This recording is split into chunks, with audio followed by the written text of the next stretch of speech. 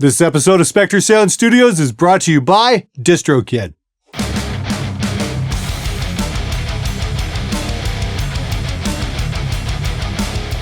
Hey everybody, hope you're having a wonderful Friday. Hope you have a great weekend. Welcome to SMG Viewers Comments episode 123. Let's get right to it. Man, I can really relate with this first set of texts. I had a lead player and a bass player who didn't take the band seriously and actually had something similar happen when trying to arrange band practice so we could hit the studio. I sent him about 5 texts over the next few days, all opened by him and no response. I ended up forming a new band with people that actually want to go somewhere. And that is one of the biggest keys to success in the music business. Finding like-minded people who not only want to do what you want to do, but are motivated that will actually do what they say they will do.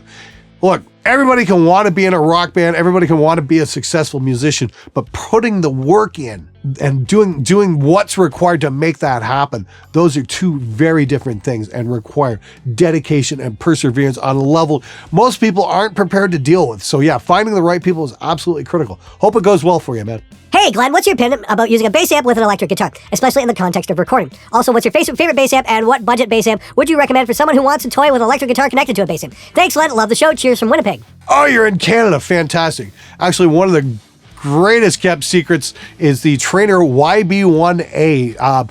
I know in the 90s they used to go for dirt cheap, like 50, 60 bucks, and they're basically a Canadian Plexi. They're using giant ass Hammond transformers, and they're 50 watts and about loud as fuck. I've got one I've actually had modified. I put a master volume on it because it was just too fucking loud to do anything with, and it is amazing for stoner rock.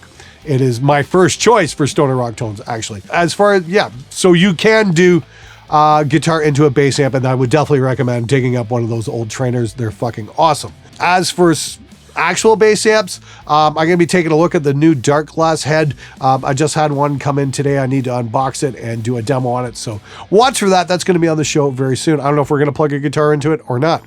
Might be cool. Stay tuned. We'll see what happens. Man, this is exactly why I don't go to shows anymore. They do this in the most inappropriate shows and venues now. I went to a melodic show and these kids in their 20s were swinging fists and kicking without looking. I was with my girl and didn't want a chance of her getting hurt, so we had to move from the front. We came 2 hours early to get to the front, to over by the vendors. Pretty shitty that these kids don't know how to carry themselves. That definitely doesn't belong at a melodic show. Dude, it doesn't belong at any show. If you got to throw fists and kicks, do it in a fucking ring where somebody's going to fucking hit you back. Don't do it at a fucking show, and don't do it in an audience. I mean, seriously. It's just ridiculous, and it has no fucking place in society whatsoever. I don't care what you say about your culture. It's not fucking right, guys. Keep your fucking hands to yourself. Sorry I had to deal with that shit. Concerts can be kind of fucking bullshit at times. It gets a little pushy, it gets a little shovey. I mean, like, I've even had fucking issues at a Steel Panther show. Somebody in security had a bug up their ass about me for whatever reason. It kept bugging me the whole fucking night. And it's like, dude, what the fuck did I do? I came here to watch a fucking show, not cause shit. But, you know, whatever reason, you know, it fucking happens. So I do understand, and that fucking sucks, especially if you spent all that time waiting to get there early and then just some dickheads ruin it for everybody. Yeah.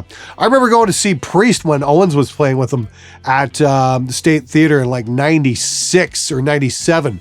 And we had front row for that. We got there early and it was great. And I think we lasted about 6 or 7 songs before it was just like, you know, I was having an issue with my leg from my day job. So I was like, okay, I'm in pain. I saw the band up close. Let's go find a seat and watch the rest of the show. And you know what? That was fine too. But it definitely got a little fucking crowded and whatnot. So I understand where you're coming from. Sucks, but unfortunately, that is the reality of the situation.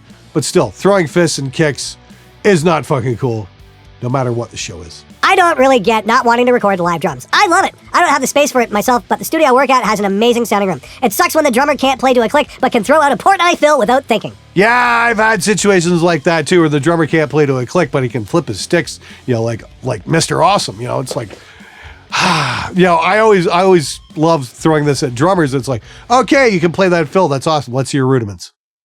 You always get, huh? No, show me your rudiments. Let's see what you can really do. You know, for those of you guys who are drummers who are watching, it's like if you want to play in the studio, yeah, practice your rudiments. Get a rudiment chart, get an app, and go through them and work your way up with the tempos and increase the tempos and get better and better and better. Because that's only going to make you a better drummer, because all your drumming builds off rudiments. And if you don't have rudiments, you're not going to unleash your whole potential. So yeah, that is an absolute must. As for going to a studio, not everybody has access to that. So like I said, watch for my premium tutorial coming very soon, which is making metal in a project studio, including miking up live drums, because I think you guys are going to learn an awful lot from it, because it is very possible to get an awesome drum sound in a small room with not a lot of gear. Hey everybody, this episode is sponsored by DistroKid, which is the service that I use to put music out to online retailers like iTunes, Amazon, Google Play, and Spotify, plus over 150 smaller online music retailers as well. It only costs $20 a year, and you keep 100% of your earnings. DistroKid also has new features, including instant verification on Spotify and change your image on Apple Music and iTunes. They are the only distributor with this feature. The new Teams function allows you to split your earnings automatically among your bandmates, and cover song licenses only cost $12 a year. The upcoming band pages will be free to anyone, including non-DistroKid members. Set up a page and DistroKid will automatically populate a link list to everywhere your music is sold. There's even a text your fans paid feature coming up to keep your fans updated on everything happening with your project. I use DistroKid to put my music out to the world, and it saves me so much hassle. If you've got a band, I highly recommend checking it out. Go to distrokid.com/VIP/Spectre today and grab yourself a 7% discount. Follow the link in the description below. Now back to the show. But Glenn, what if you can't afford to record drums in a legit studio? Sure, you can make do with what you have in your basement, but affordable recording gear can only get you so far. You go through all the trouble of spending your whole day trying to get the kit to sound best, and you do, only to put a sample over it and say, holy shit, it still sounds better anyway. Why didn't I do this to begin with? So I'm all about the most natural organic sound, just like you, Glenn, but at the end of the day, samples can sound better if you have a less than desirable recording needs. Thanks. Did you just really blame the gear for not getting a good drum sound? Really? I've heard some phenomenal drum recordings that were only a couple of mics. It really comes down to your skills and developing them. Look, I'm not saying recording drums is easy. They're not. It's a skill that takes time to develop. You need to put in the time. Sure, the easiest thing in the world to do is put a sample over a drum sound and go, oh, okay, let's just move on. Let's go on to the next thing. The thing is, everybody's fucking doing it! And it sucks! It really does. It's like, can't we just fucking bring the drummer back? So I challenge you guys out there to push yourselves harder and learn the craft. Like I said, I'm working on a premium lesson series that does metal production with live drums in a small recording studio. And we're going to be doing a few other things on the channel for doing great sounding recordings for not a whole lot of money. Stay tuned for that. It's going to be very cool. And it's definitely stuff you're going to want to see if you want to learn how to record live drums, because it's definitely a skill worth learning. Hey Glenn, curious as to what your thoughts on Sabotage, Trans-Siberian Orchestra, and John Oliva's Pain are. What do you think of the bass work? What do you think of the vocals and guitar riffage? Asking because my father worked on Sabotage and JLP. He's the bassist that was fired over and over again, LMAO. And tried to force bass guitar down my throat as a kid after my brother strayed and became a drummer. Would love to hear your thoughts. Actually, I'm a Sabotage fan from way back. I still listen to Hole in the Mountain King, and I absolutely loved Streets, a rock opera. Jesus Saves was an absolutely wicked track. Never got the credit it deserved, in my opinion. I thought that was great. Honestly, I liked Sabotage after John Oliva left as well. Handful of Rain was just a wicked track when they had Alex Skolnick playing lead on that. Yeah, they did Sabotage did a lot of stuff. Didn't really listen to Trans-Siberian Orchestras too much, and I'm not sure what that other project was as well. But I don't know how far back your dad was in Sabotage. I mean, like, was he the bass player on 24 Hours Ago? That'd be pretty cool to find out, man. Yeah, longtime Sabotage fan. So fucking cool. Love that band. Great fucking vocals. First we had Attack of the Bellyaching Bass Players, and then we had Return of the Bellyaching Bass Player. Tales from the Short Bus spinoff, now comes Revenge of the Bellyaching Bass Player. Had this been directed by the late, great George A. Romero, this would have been great post-apocalyptic story about the rise of offended bass players crawling under the soil from their parents' basements, and the only way to beat them is by strangling them with stress strings or the hammer of truth.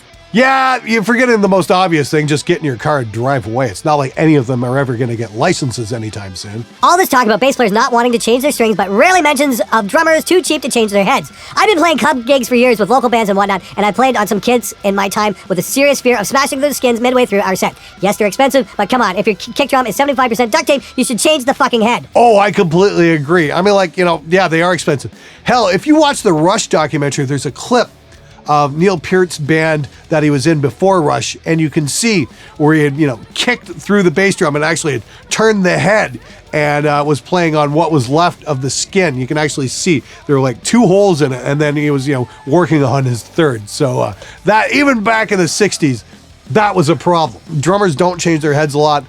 The reason I don't bitch about that nearly as much is because I just got tired of it and I put a DW kit in my studio. So a drummer could walk in and go, oh, okay, well, I can play on this. Because, you know, a few drummers go, well, I got to play on my kit. And I'm like, okay, do you have anything DW quality or better? Well, no. Okay, then you're not recording on your kit. And if they do, you know, usually they bring in a great kit with great heads and yeah, everything's in wonderful shape. But yeah, that was a lesson learned early on, is just don't trust the drummer to bring in something that's going to be in recording shape, because more often than not, it won't be. I remember we did gang vocals for one of my old band songs in our home studio, and we ended up having the cops called on us. Oops, LOL. Okay, that's a new one for me. I've had cops called on me for cranking an amp up, you know, jam sessions too loud, that kind of shit. Okay, that's understandable. But gang vocals? Really? Your neighbors are assholes. That's all there is to it. Wow, last time I came this early, my girlfriend got angry. Liar, liar, pants on fire. You don't have a girlfriend. You're gonna die alone. Complain that bassists don't change their strings all you want, but let's see how often you change yours when they're $30 a set. Actually, I change my strings out every single time I need to do a critical recording. So yeah, it's quite often. It's called having a job. Try getting one. Dude, Glenn, that guy is a great singer. If Paul Diano had a slightly higher range, it's that guy. Cool to see some vocals on here. And again, this all coming back to this premium metal tutorial in a small studio. I think we're going to be doing a couple of final stage songs where I will be going through vocal production for melodic vocals and how I approach all that, including how I do my harmonies, which there's a really cool trick I have to doing that. And yeah, just overall general metal stuff. But yeah, nobody does melodic vocals anymore, so I think, and especially in metal, so I think that would be a really cool tutorial to do. Stay tuned. All right, everybody, thanks so much for watching. Make sure you hit that subscribe button and hit that notification bell for new episodes, and I will see you guys next time. Take it easy.